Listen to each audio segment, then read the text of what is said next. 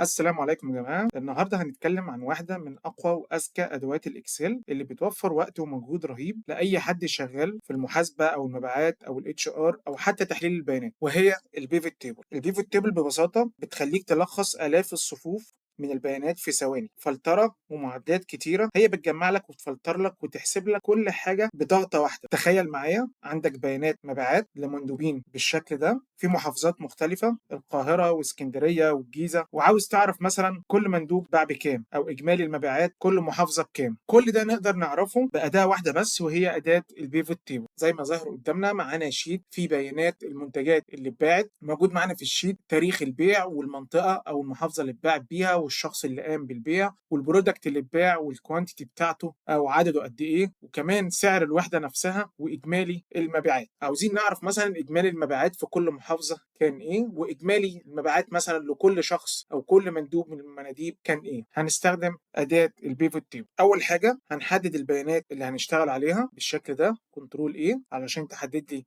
جميع البيانات اللي موجودة عندي. بعد كده من تاب انسيرت اختار بيفوت تيبل. عندي اختيارين، محتاج البيفوت تيبل بتاعي في نفس الجدول ولا في شيت جديد. هقول له في شيت جديد او اختار شيت جديد واقول اوكي. زي ما ظهر معايا دلوقتي البيفوت تيبل دي رؤوس الاعمده اللي كانت موجوده عندي، تاريخ البيع والمحافظه والسيلز بيرسون الشخص اللي باع والبرودكت والكوانتيتي. مثلا لو انا عاوز اعرف اجمالي عدد المناديب اللي باعت، هبتدي اسحب السيلز بيرسون هنا واحطها في الروز او الاعمده، هلاقيه جابها لي بدون تكرار بالشكل ده. تاني حاجه لو انا عاوز اعرف اجمالي عدد المبيعات لكل مندوب فيهم باع قد ايه، هشوف اليونت برايس وابتدي احطها في الفاليوز، وهنا السحب بيحصل. الجدول اترتب تلقائي معايا وعرض لي النتائج بتاعتي بشكل منظم، بحيث عرفت ان كل مندوب فيهم باع قد ايه. طيب لو انا محتاج اعرف عدد المبيعات في كل محافظه قد ايه، هعمل ده ازاي؟ بحركه بسيطه جدا، هاخد التيبل ده كوبي بالشكل ده وابتدي انسخه هنا بالشكل ده كده. البيفت تيبل بيديك ميزه ان كل جدول او كل تيبل منفصل عن التاني.